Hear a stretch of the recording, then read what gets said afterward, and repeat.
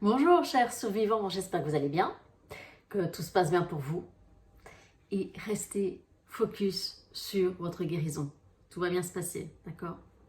Alors, aujourd'hui, je vais partager avec vous un sentiment que j'ai eu après la rupture.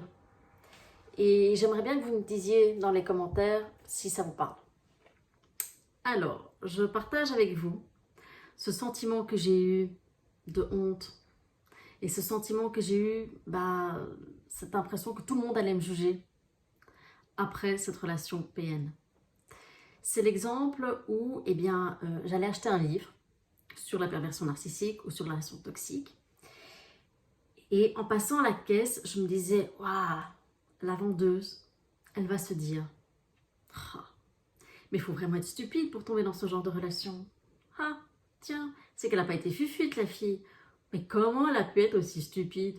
Enfin, vous voyez, je ne sais pas si ça vous parle, mais voilà, je me suis mis comme ça des idées en tête que parce que j'achetais un livre sur la perversion narcissique ou parce que je parlais de mon expérience avec cette personne, automatiquement les gens allaient penser waouh, elle est faible, waouh, elle, on peut lui dire ce qu'elle veut. Oh, mais il faut être stupide pour être dans ce genre de relation. Vous voyez, je me faisais des films que tout le monde allait me critiquer. Et c'est bizarre, c'est un sentiment qui était vraiment fort après ma rupture. Et je ne comprenais pas parce que j'étais dans une démarche de me dire, voilà, maintenant je suis libre, je peux faire ce que je veux, tant pis de ce que les gens penseront. Ben non, c'était tout l'inverse. J'étais vraiment cette peur viscérale d'être jugée, la peur du regard des autres. Et je ne comprenais pas d'où ça venait. Ok, d'accord, une relation de perversion narcissique, ça impacte la confiance en soi, ça impacte l'estime de soi. Ok, d'accord, ça, j'avais compris. Mais il y avait quand même un sentiment en moi d'incompréhension qui persistait.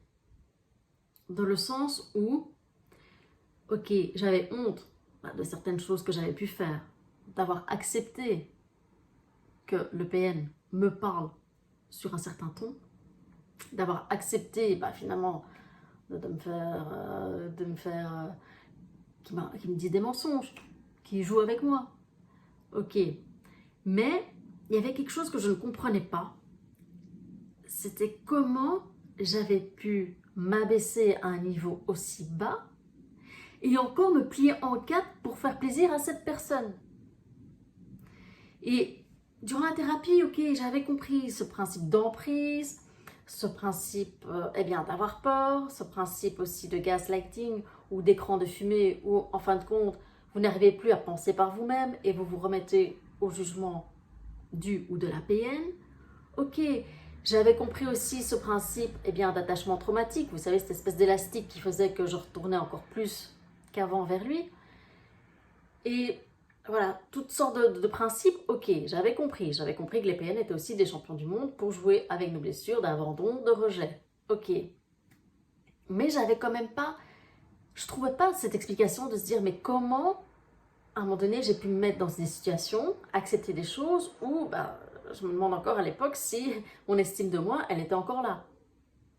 Comment ça se fait qu'à un moment donné, j'ai pas eu ce tilt de se dire, waouh, stop, tu me parles pas comme ça. Stop, maintenant, ça suffit. Qu'est-ce qui se passait? Et on peut dire que les PN, ce sont vraiment des requins, dans le sens où les PN ont cette capacité à sentir en nous des blessures, des traumas, à des kilomètres à la ronde. Mais même des blessures dont on n'est pas nous-mêmes conscientes. Des choses qui pour nous, voilà, ça reste des souvenirs, voire tout au plus des anecdotes, mais dont on sous-estime l'impact que ça a eu à l'époque sur nous. Et cette prise de conscience, je l'ai eue durant ma thérapie, où j'ai expliqué quelque chose qui pour moi était une façon où, voilà, je détestais quand il y a eu ce moment où, je vous donne l'exemple, c'était un professeur qui m'avait humiliée devant toute la classe parce que, voilà, j'avais eu les moins beaux points en maths que le restant de la classe aux examens. Et voilà, et j'explique cet épisode où je me dis voilà, et j'avais 9 ans, et voilà ce que j'avais ressenti. Et il y a eu cette prise de conscience. Et ce moment où je me suis dit, waouh, il n'a quand même pas joué avec ça. Il s'est quand même pas servi de ce que je lui ai dit, de cette anecdote ou d'autres choses durant mon enfance, pour jouer avec ça qui était en fin de compte une blessure d'humiliation. Et je me suis dit, non, il n'a pas fait ça.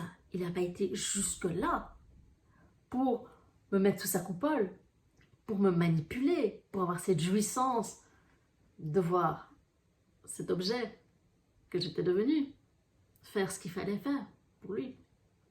Et je me suis dit, non. Et alors, petit rappel pour ceux qui n'ont jamais entendu, c'est quoi une blessure d'humiliation? Donc c'est une blessure qui apparaît généralement entre les 0 et 3 ans. Vous allez me dire, généralement, on n'a pas beaucoup de souvenirs de ce qui se passe. Et c'est cette prise de conscience où, à un moment donné, on fait honte à ses parents. C'est cette prise de conscience qu'on n'a pas été à la hauteur. Et c'est aussi une blessure qui peut apparaître plus tard, par exemple en cas de harcèlement scolaire, en cas de critique d'un professeur. C'est donc cette répétition de petites humiliations que vous allez avoir enfant. Donc qu'est-ce qui va se passer? C'est que parfois face à des humiliations un peu plus importantes, donc vous vous souvenez, enfant, on a parfois cet impact de se dire waouh, là je me sens toute petite, je sens que je n'ai pas été à la hauteur. Je donne encore un autre exemple parce que ça me vient en tête. C'est par exemple, vous avez cassé quelque chose à l'école et la directrice appelle vos parents et alors vous voyez la tête de vos parents, genre mais qu'est-ce que tu as fait? Qu'est-ce qu'on va faire de toi? Donc voilà, c'est par exemple ça, des blessures d'humiliation. Et ce qui se passe dans le cas d'une blessure d'humiliation, c'est que pour faire face à cette humiliation, le cerveau va se friser. Cette frise, ok, ce qui se passe là, pour nous protéger émotionnellement, le cerveau va se dire, ok, ce qui se passe là, je le gèle dans une partie du cerveau. Ok, et c'est ce qui fait qu'on peut poursuivre notre vie sans parfois être totalement inconscient de ce qui s'est passé. Mais, face à un PN, ou face à une PN, si le PN détecte ce genre de blessure, ou par extension à ce que vous avez vécu, à une suspicion de cette blessure, ce qu'il va faire, ou ce qu'elle va faire, c'est qu'elle va jouer dessus. D'abord de façon anodine. Voilà, ça va être une espèce d'une petite remarque, une remarque à double tranchant.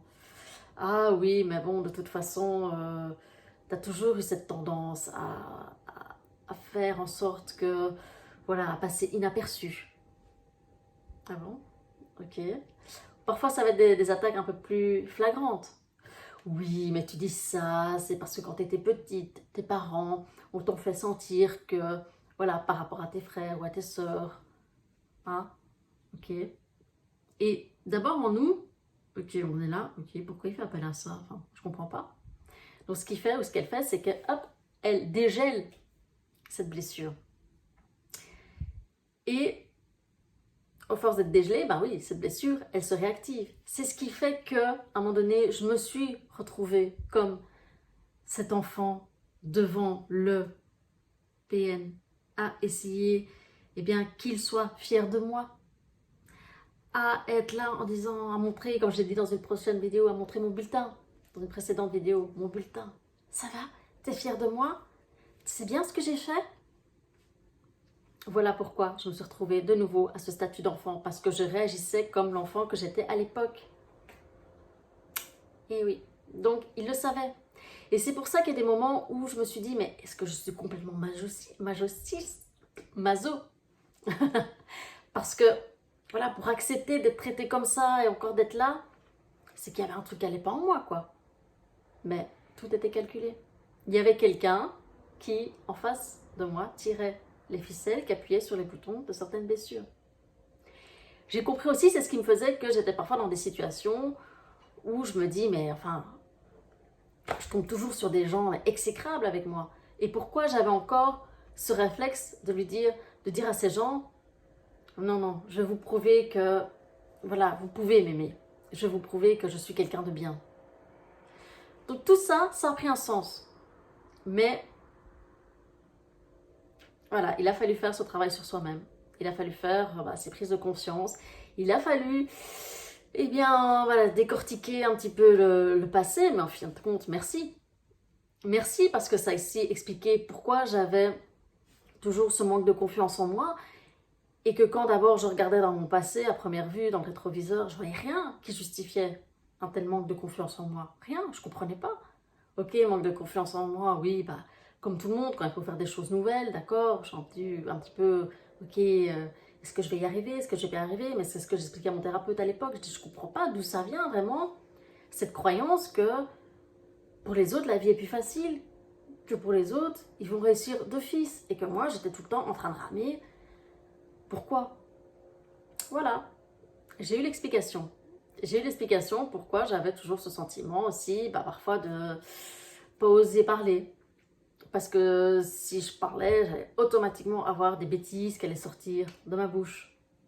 Mais ça, c'est voilà, ça peut être aussi lié, si vous avez ça, ça peut être aussi lié parce que vous êtes HP. Mais ça, c'est encore un autre sujet. Mais voilà, j'avais toujours ce sentiment d'être moins bien que les autres. Et ça explique aussi pourquoi, pendant longtemps, j'ai mis le PN sur un piédestal. Malgré toutes les crasses. Voilà pourquoi il était encore dans ma tête comme il reste quand même mieux que moi. Donc voilà, je ne sais pas si ça vous a parlé. Si cette vidéo vous a parlé ou peut vous aider, bien écoutez, mettez ça en commentaire.